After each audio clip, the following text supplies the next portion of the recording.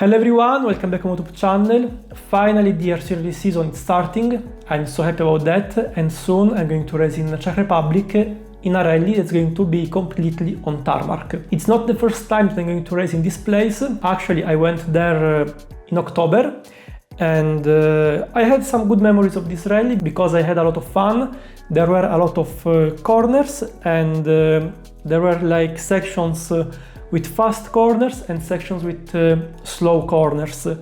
Unluckily, at that time I was each stage around 20 seconds slower from the first place, but this year with this new RC car I will try to improve myself. Comparing it to my Tiny XB01, I have a different weight distribution with the engine behind the front wheels, and also I have a higher steering angle. With my XV01 I had something like 47 centimeters, and here right now I have 41, but I'm planning to maybe improve it still a bit. In the last video, so the first test drive that I had with this chassis, it performs amazingly, but already I found a few things that I wanted to, let's say, change in order to improve it a bit. So in today's video, I'm going to explain you what I've changed in this chassis from the last test drive. I'm going to do a bit of maintenance. And in general, I think that you can find useful some tips that I'm going to share with you while I'm working on my chassis. Before switching to the technical side of this video, just a reminder to leave a like and subscribe in order to support my channel. If you have any questions, just leave a comment and I will do my best in order to answer you. First of all, I'm going to fill the differentials with the oil, and while it's setting up inside them, I'm going to switch talking about the modifications that I did on my X-Ray XB4 since the last test drive. I think I'm going to switch the camera. This view, it's cool, but I think that it's not going to allow you to see the details in a proper way. In case, let me know in the comments how do you think that I should film these videos here on my desk. Filling the differential with oil, let's say something easy, but you can even do it in a better way. What I mean is, as the X-Ray manual suggests to us, it's good to put the same amount of oil in the front and in the rear differential. And we can do it just checking the weight while we are putting the oil inside the differential. So let's start with the front one. X-Ray suggests us to put 1.32 grams of differential oil. Yeah, it's the right gradation. Let's start.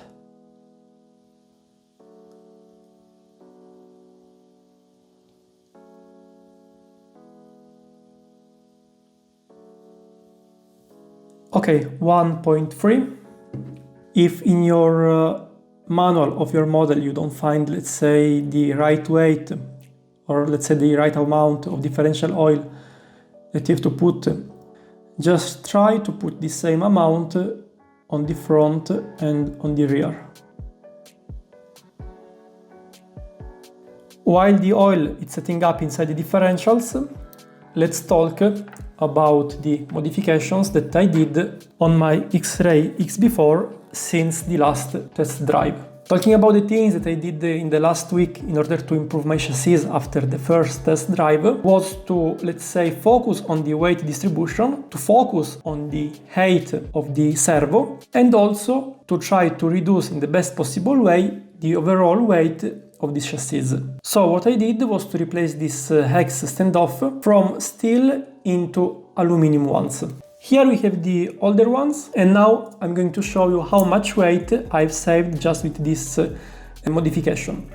I would like to point out something else, is that at the beginning I used some X of 5 centimeters and I've replaced them with some others that are long 4.5 centimeters. And now I'm going to show you how much weight I've just saved with this small change. Here we have the old ones, the longer ones. Just them, they weigh 21.4 grams. Meanwhile, the shorter and the ones made by aluminum, they just weigh 7.2 grams. So it's already a huge difference. So, which is the overall number of these components on my chassis? We have 4 of them here, they are holding the servo. Then we have 2 of them here holding the battery, plus this one. We have 1 on each side on the steering system, and 2 here that they are keeping in place the sway bar. Just another thing that I forgot to mention is that because of the higher position of the servo, here I had to use the eggs that are long 2 centimeters. Meanwhile, I can use the shorter one that are just 10 centimeters. Okay, let me show you the difference in weight.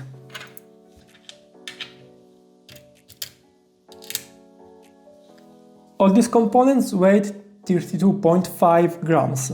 Now let me show you how much weight I've saved using the aluminum ones.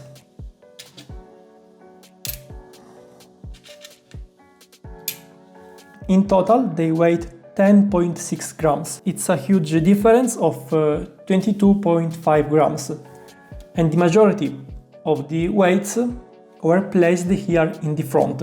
And I'm so happy about this change. Also because in the last video, in the test drive, what I shared with you is that I had the intention to add some weight in the rear. Removing 20 grams, let's say, from the front allows me to add some weights on the rear. I think that I will add 40 grams, so it's like I'm just adding not 40 grams on the car, but just 20 grams. Then, still talking about the weight of the car, I've made another change, that's changing the wheel hubs. I was using this standard one. 4 of them weighs around 5 grams. I replaced them with the lightweight from Tamiya that just weighs 1.7 grams. And because of that, I saved around 3 grams. So overall, thanks to these changes that I made on the chassis, I was able to save around 25 grams, which is huge considering the scale of the model. With these modifications, I was able to change the weight distribution of the car to lower the overall weight and also to lower the center of gravity, lowering the servo. Okay, I know that it's just 5 millimeters, but I like to take care of every aspect of the car. And if we think like 20 grams less here, 20 grams more here on the rear, the servo lowered of 5 millimeters, if we consider all these changes all together, they are going to start to mean something.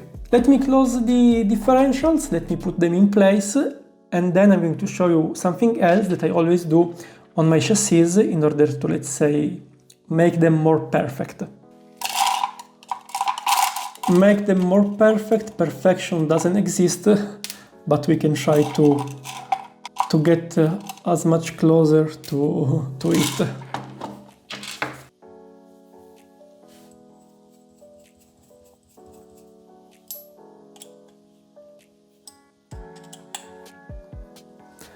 Let's assemble everything.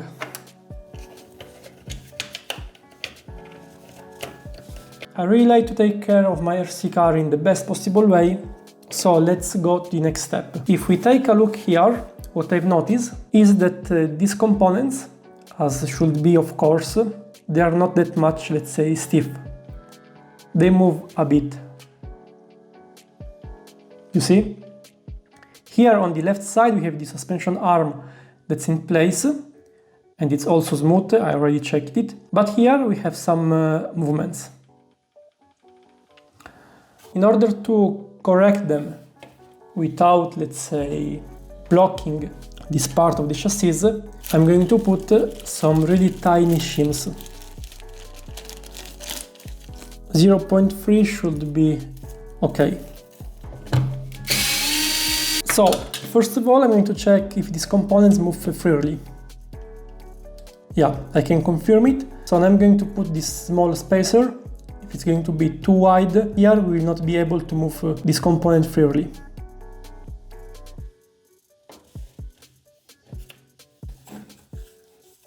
Okay, the 0.1mm spacer fits perfectly. The side movement is extremely removed, and that's something really positive.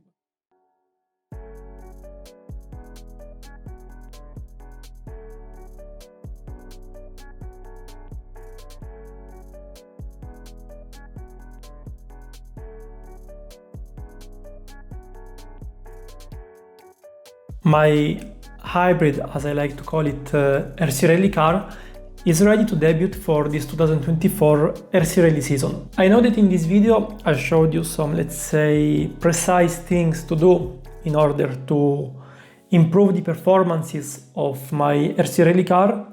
These are the same things that I was doing with my Tamiya XV01, and in my opinion, if you take care of every aspect of your RC Rally car, you're going to feel the difference on this stage. Because yes, here we have, let's say, an addition of various small improvements that maybe if we take them one by one, they are not going to change a lot, but all together they are making the difference. I think that's all for today's video. Leave a like and subscribe in order to support my channel. Thank you for staying with me till now, and see you next week with a new video. Ciao!